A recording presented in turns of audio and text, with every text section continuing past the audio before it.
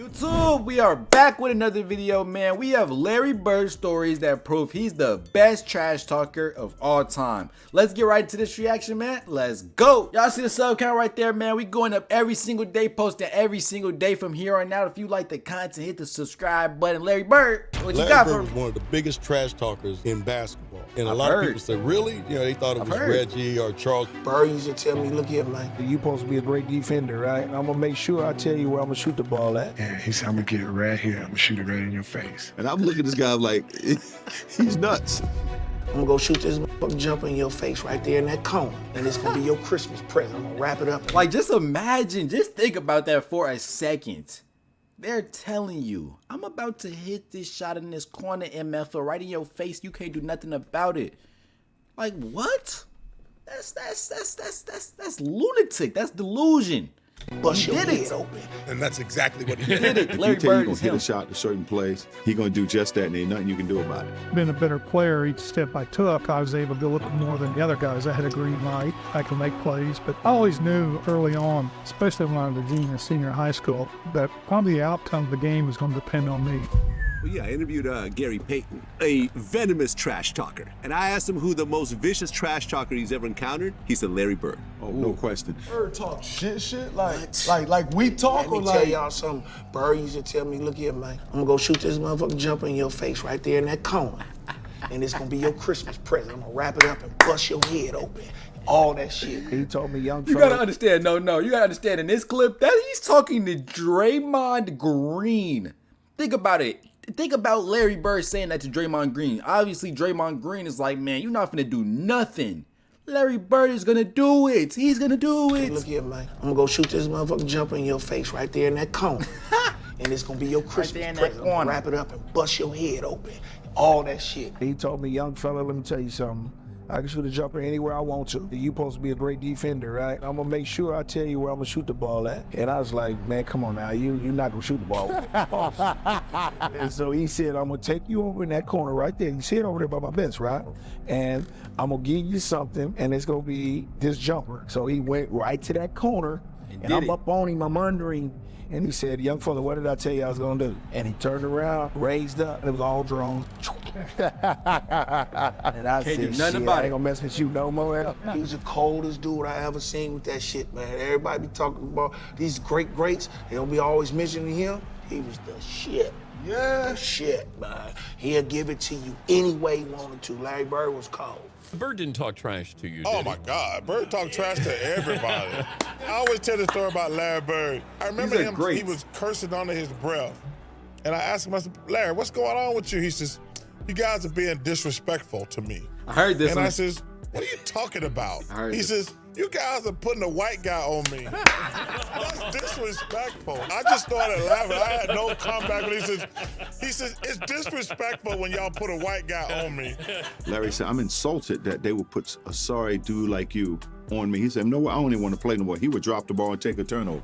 And I'm looking at this guy like, he's nuts. You know? Disrespect. The story goes that when he played against Denver, they had a guy named John Hansley, a white guy, really good defender, right? Okay. They put him on Larry, and Larry was weighing his ass out. Absolutely. And Larry would run by the bench and tell Doug Moe, who was the coach, get him off me. That's disrespectful. Put a black guy on me. Because when he played... How many stories? Like, did Larry Bird do that every night? Every time he seen a white guy on him, he said, get him off me? Did he do that every night? Because I swear I hear a new one every video. Back in the day, that's all he played against was brothers. So he was like, I had to torch his ass so they understand. And Larry got on the roll, started shooting the ball. Every shot was going in. All right, he runs by Frank Layden, who's the funniest guy in the league. And Frank is coaching, and Larry says to him, hey, Frank, don't you have anybody on that bench that can guard me?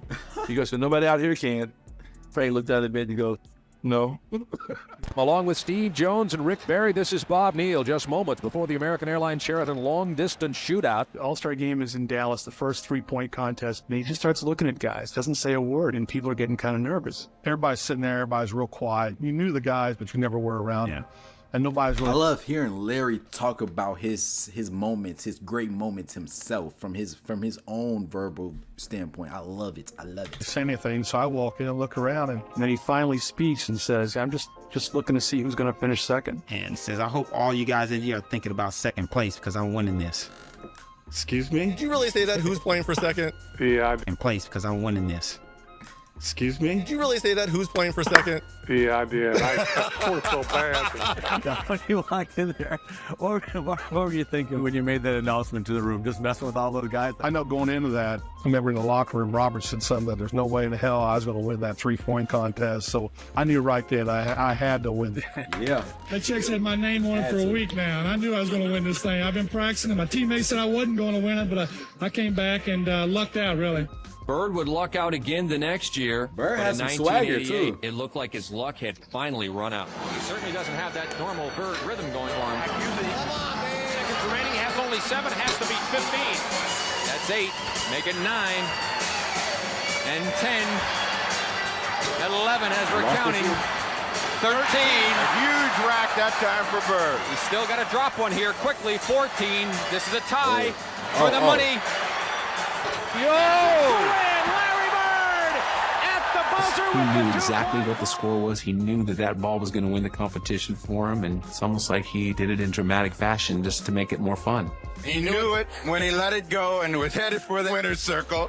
He ain't took off his top yet. See when he took off his top. Larry used to come. He genuinely reminds me of a Luka or a Jokic of today's game. Not because of the skin color, but obviously because of the way they play the game. It seems so easy, but it's not. It takes skill and IQ and mental fortitude to be able to play the game at such that high of a level and make it look so easy. You know what I'm saying? In the locker rooms, he'd be getting his ankles taped, and he'd say, you know, hey, ball boy, run in and go find the scoring record in this building. You know, he needed those kind of challenges. He had accomplished every goal. We hadn't lost a game on the trip. And Larry told all of us players and the media too, tomorrow night's the last game of the trip, I'm going to play this one left-handed at least through 3 quarters. It was at a time when, Mikhail was still coming off the bench. And so Larry scores his 6th point on a left-handed shot. And I'll never forget it. Mikhail yells out. And Mikhail goes, hey, Jerome, when do we start shooting right-handed? And at the end of 3 quarters, I had 27 points left-handed. Well, left-handed is one thing, but when the game got close, I had to go back to the right one. He could hold all these things in his head during a game. So he'd have a shooting drill at the old Boston Garden. 4:30 in the afternoon. I was an early guy. I'd set up early. The garden would be dark. Late in the afternoon by himself, dark garden, come out with an equipment guy and just do the perimeter, shoot for half hour. All you heard was swishing. If he missed a shot during that thing, he'd say that the Bull Gang set up something wrong with the rim. Otherwise that would have gone in. I'd get there early, plug in my Stone Age computer right next to the bench. He'd come over, he'd call me Scoop, he'd say, Scoop, what are you working on? I'm saying, I'm doing an early story. And I'd say, well, I'm doing an early edition newspaper story about your free throw streak. You are approximating the NBA record for consecutive free throws, so don't miss one tonight or I'll look bad in the paper. Sure enough, first half, he goes to the line for 2, and the foul line is lined up right where we're sitting if he looks over. He's at the line. He makes the first. He looks over and winks at me. He looks over and winks at me before he makes the second. I mean, guys don't do that today. And he would... Always thinking about these things. It's like paying off... That's a good one. That's a good one. Because, man, I would have missed it on purpose. That in the middle of the game. He was doing 2 things at once. Well, you had the Bird night. I had the Bird night. Yeah, that was a tough night, man. But nobody was guarding Bird, were they? Well, we were trying. You were trying to. No, but when a guy is literally coming up the court, calling his shots, it's in that game, we're on the free throw line. Unstoppable. And he literally says, it's off the glass. Who's next? Where you want this one from? And he just made one after another, and he just tortured it mentally. What happened to Doc Rivers' voice? He literally says, it's off the glass. Who's next? Where you want this one from? And he just made one after another, and he just tortured it mentally. That game, he tortured all of it. I think Bird went by the bench one time, too. He fell in the bench. Oh, he did. Yeah, and he called that one. That was the one where he fell in it. He literally said, off the glass into the trainer. Yeah. I heard this before, but what? He said, in the trainer's lap, coming down the court. He shot this high rainbow. It goes in. Ricky bumps into him and he knocks him on our trainer's lap. So it was exactly what he said. Antoine Carr and Cliff Livingston got fined by Fratello, I think. And Eddie Johnson for celebrating. Celebrating Bird. Yeah, it was the best film session. Every time when I see Mike, we still laugh. God, it was so good. It was the greatest film session ever because back then, you watched the real game and just went, with a video and Mike rewound the celebration 20 times. And they show a shot of our bench. Cliff Livingston and Eddie Johnson are standing up giving each other high five. Bro, I mean, at that point, everybody you're was a fan entertained too. by this. Even the guys on the At that point, you're genuinely a fan too. Like, you're seeing one of the most he dropped 60 that game. You're watching one of the most spectacular performances in NBA history. You better enjoy that moment, man. Come on now. This wasn't happening that often back in the day. Come on, you better enjoy that. Atlanta They bench. got fined for that, I heard. Yeah. Watch the reactions on the Atlanta bench. Give them their money back, please. Give them their money back. Yeah. Watch Cliff Livingston over here. I think this is Cliff. And Fratello wouldn't let it go. He just kept rewinding. Showing the guys, you remember they're giving each other high five. And then somebody falls off the bench. Yeah, too. that was Eddie Johnson. Yeah. Eddie Johnson falls off the bench in laughter, and Antoine Carr and Cliff gives each other a high five. And our film session was 20 minutes of that.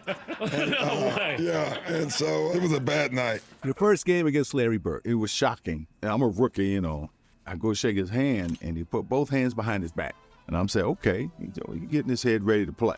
First play of the game, he says, I don't know where they got you guarding me, Holmes. And he shoots a 3. I was pissed. You know, I said, I wasn't mad he hit the 3, but this bitch just called me Holmes. You know, and so it's set up for a really interesting game. Because I remember one time I came down and I dunked it on him. He laying on the ground, he fouled me, and I'm pointing. And he said, hey, Rook. I said, what? He said, I like you. You know, he said, you got balls, but I'm still going to get 30 on your ass. You know? He got about 38, so he kind of proved his point. But I had to pay my dues. I wasn't upset about that because, you know, back then, you know, as a rookie, you know, you got to pay your dues. Simple as that. It was funny, the first time that I played in my rookie year, I guarded Larry Bird, and it took me about 10 minutes to realize I should be probably guarding him instead of staring at him. You know? And he came down. This is my basketball knowledge. Dan Marley. I should be probably guarding him instead of staring at him. You know? And he came down. It was funny. He came down one time, and Mark West was the center on our team. And Larry looked at me, and then he looked at Mark, and he said, Mark, I'm going to go down. I'm going to come off the screen. I'm going to catch it right there. I'm going to turn around. I'm going to shoot it in the rookie's face. And then I'm going to run down the floor. And that's exactly what he did. And I'm sitting there. That just happened. But did he talk to you, or you weren't good enough? He talked through me. He never addressed me. I love that. Like I wasn't even there. And did Mark West going? Mark was like, all right, okay, yeah, all right. You probably will. Good luck. And then he did. He did it. Well, There was nothing I could do about it. He backed up whatever he said. Larry Bird is like, I swear, I think the stories are never ending. If you're able to pull every single player he played against, you'll probably get so many more of these stories. Larry Bird, you are a mad man on that court, bro. I never heard that Dan Marley story. If he tell you going to hit a shot to certain plays, or if he going to take you down to the post, turn around, hit a fadeaway J, he going to do just that, and ain't nothing you can do about it. These guys came in together in 81. There's Kevin, there's Larry, there's Robert. Dennis Johnson, Danny Ainge, they knew what each other could do. They had a squad. And what I did was said, okay, let's see what's happening out there. And you'd see Larry shooting the three-pointer, and then I call a timeout, and they didn't count the three-pointer. Larry just hit what would have been the game-winning shot, but KC called timeout. It won't count. It does not count. Bob's going to call the timeout. Larry came back to the bench. Imagine hitting Larry shooting the three-pointer, and then I call a timeout, and they didn't count the three-pointer. Larry just hit what would have been the game-winning shot. Yo, hold on. I'm so sorry, but that literally could be one of the worst timeouts of all time if he did not make this next shot. I've seen this clip before. I know he makes the next shot. KC called timeout. It won't count. It does not count. Bob's going to call the timeout. Larry came back to the bench, and he was a little upset. So he's very upset with that. So I diagrammed the play. He says, heck with the play, Case. Hey guys, when I come back after timeout, I'm going to go right to the same spot. I'm going to kick it in. Give me the ball and tell all the rest of the guys to get out of the way. I said, shut up, Larry. I'm the coach here. Okay. All right. Dennis, you take the ball out, give it to Kevin, then you throw it to Larry, and everybody get the hell out of the way. With that, so I diagrammed the play. I never heard him talk about it, though. I never heard Casey Jones talk about it. This is crazy. He says, heck with the play, Case. Hey guys, when I come back after timeout, I'm going to go right to the same spot. I'm going to kick it in. Give me the ball and tell all the rest of the guys to get out of the way. I said, shut up, Larry. I'm the coach here. Okay. All right. Dennis, you take the ball out, give it to Kevin, then you throw it to Larry, and everybody get the hell out of the way.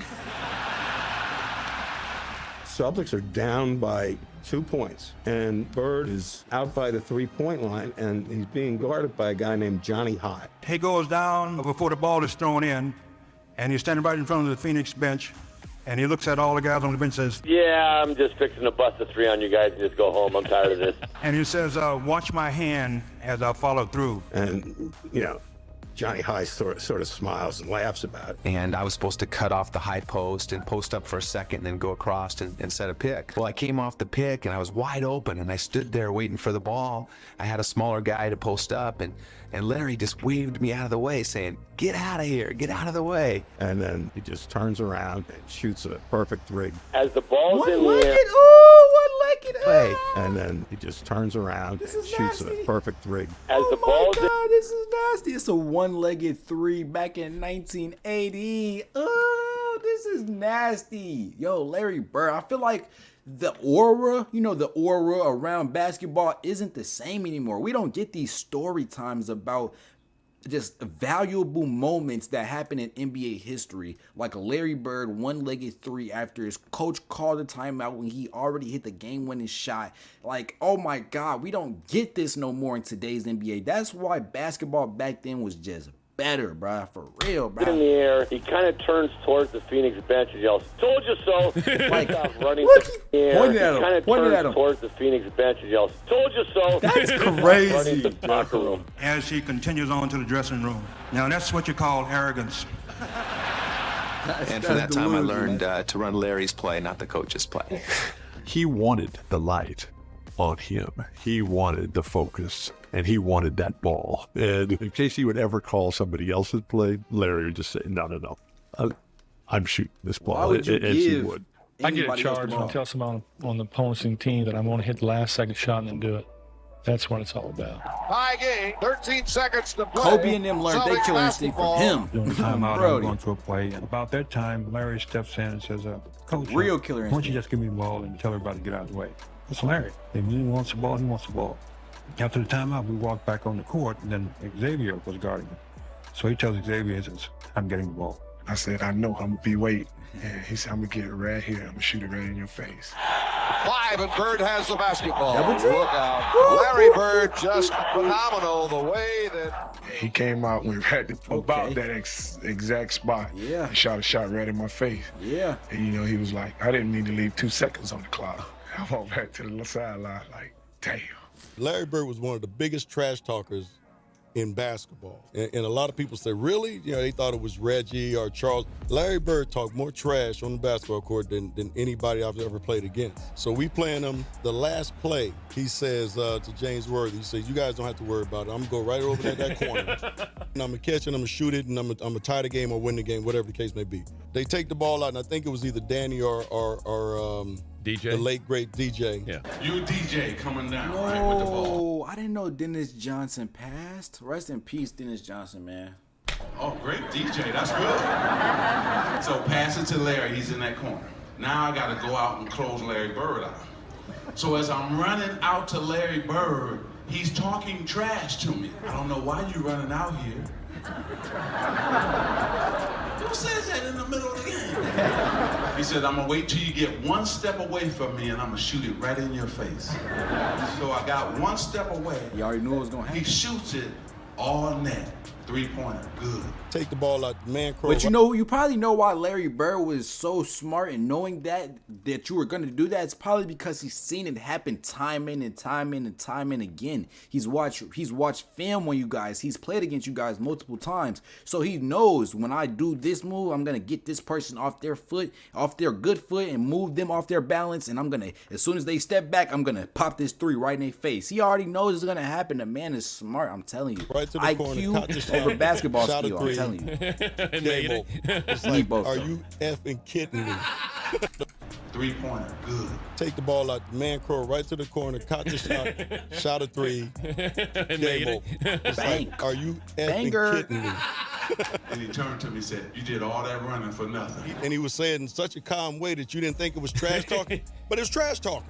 You're not going to tell me you're going to go over there and shoot the ball in my face. That's trash talking. But he would tell you before the play even started. He'd tell you where he's going. He'd tell you when he catches, there's nothing you can do about it. That's and crazy. It was great trash talking because it wasn't vulgar. I mean, he wasn't pounding his chest. You can just be standing next to him. You know, I would jump out and try to block a shot on rotation, and he'd say, Scott. You jump high, but you don't jump that high. You can't get this. Scott, you're a little too late. Scott, you're not getting that. Why are you even jumping? Why are you running out of it? But it was all game. He'd say something like, don't do that. Yeah, don't do that. He talked the whole game, and it was, after the game and after years of thinking about it, you're like, man, that dude, why he's one of the greatest players ever played. He was ridiculous. He came on here. Our sportscaster played the Superman theme when he was talking about him that night after the game, because he did everything, points, rebounds, assists, just steals, you name it. Larry has such a great mind for the game. I had a lot of respect for him as a competitor. That competitive nature, the work ethic, because I asked a lot of questions. Playing with Byron Scott, I asked him a lot of questions. Eddie Jones, Magic, James Worthy, Kurt Rambis, all the Laker greats, I would always sit down and just ask them questions. What actually happened there? What did you feel there? Why? Bird tough to defend. Why? Because you look slow as shit to me. So I'm missing something. So tell me what I'm missing. You know what I mean? Like I was saying, growing up in Boston, people all used to always talking about that he can't jump, he can't do this, he can't do that. And, a lot of my friends was like that, So, I got to the league. I called all my friends back up. I said, all that trash that you were talking, you need to squash all that. This man is great. Whatever you were saying, for a man who can't jump, he's demolishing everybody. He's doing it on everybody. He's doing it on the best defensive players in the league. Yeah. I never forget driving, and I'm listening to a game. Who is this? New Mexico State playing Indiana State. I don't really care about the game, but New Mexico State is right up the streets from El Paso, and I went to UTEP, and we're big rivalries. So Who is this? Hoping that who Indiana is this? State Y'all let me know. Who is this? beat New Mexico State. And I'm listening to the radio, and I have no clue of the players on either team. All of a sudden, this name keeps coming. Bird. He goes to the right. Bird. He makes the shot. Bird. I said, God damn, who's Bird? Bird. Who's Bird? It's Bird. And Bird this, and Bird, oh, did you see the pass that Bird made? I can't see it, but I'm just trying to imagine it. When the time I got to the end, I said, damn, that brother can play. When I got the newspaper the next morning and saw Larry's picture, I said, damn. Oh my God, this might be the best story out of them all. Oh my God. I can't Who see is it, this? but I'm just trying to imagine it. When the time I got to the end, I said, damn, that brother can play. That brother. When I got the newspaper the next morning and saw Larry's picture, I said, damn. Larry, it wasn't you, be honest with you.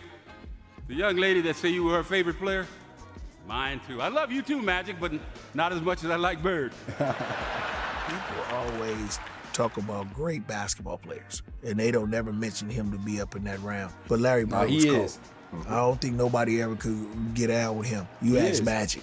That's why Magic had a run, and he was mad when he had to retire in '92 because of what he was going to be missing with Larry Bird. And then you remember Larry Bird took 2 more years, and then he quit because he said his main guy who he wanted to play against is gone. I'm going to tell this story. We're in L.A., and I'm hurt. I got a pulled hamstring, so I'm not playing tonight. So I can't play against the Celtics. I'm killing myself. Larry's warming up. The anthem is sung and get introduced. And right before they go out on the court, Larry comes down and says, you know what? Since you're here, I'm going to put a show on for you. So you just sit back and watch, okay? Don't worry. I'm going to put a show on for you. And I'm like, man, get out of my face, man. Want to hear that? That's Celtics and the Lakers. And he went out. I think he scored 38 points, about 20 rebounds, about 15 assists. And what? He did what? 38, 20, and 50? Nah. That's gotta be fake. 38 points, about 20 rebounds, about 15 assists. And every shot he would shoot, he would turn to me. Every time he hit one, he look at me. And I said, boy, the thing about it that I love about you, Larry Bird, I don't remember is this. that most guys talk trash and can't back it up. But Mr. Bird, you can back your trash talking up. Every time. And last but not least, I'm going to say this because you told me one lie. You only told me one lie in your career. Only one. And you only lied to the fans and all the people in the world one time. What was it? You know what that lie was? You don't remember, do you? Larry Bird said that there would be another Larry Bird one day. And Larry, there will never, ever, ever be another Larry Bird. Never, ever, And so, ever. This is mine, and I signed it to you, to the greatest basketball player ever, but more important, a friend forever. I love you, I respect you, and I admire you. That's respect. Man, Larry Bird, isn't this man such a legend? That's why we call him Larry Legend, you know what I'm saying? Because the man is legendary. Simple as that. He's one of the best basketball players of all time. He helped grow the brand of basketball insanely, immensely. And now today, he's just working and still working as a basketball executive. The man's whole life surrounded around basketball. So I just want to give him his props, man. You are Mr. Basketball, Larry Bird. I respect you to the utmost. I can't lie, Larry Bird. When I was a young kid, I didn't hear a lot of people talk about you and they didn't give you as much respect. But I'm gonna keep on pushing the narrative, and not even the narrative, just the truth and the reality that Larry Bird is really one of them ones, and we need to keep on talking about his name. When I was a kid, like I said, I didn't know how good that Larry Bird was. I didn't know how important he was to the game. I didn't know that he had all these things in his bag, turnaround fadeaways, up and unders. I didn't even know the man could dunk for real, for real. Larry Bird is really nice, man, and we need to keep on respecting him.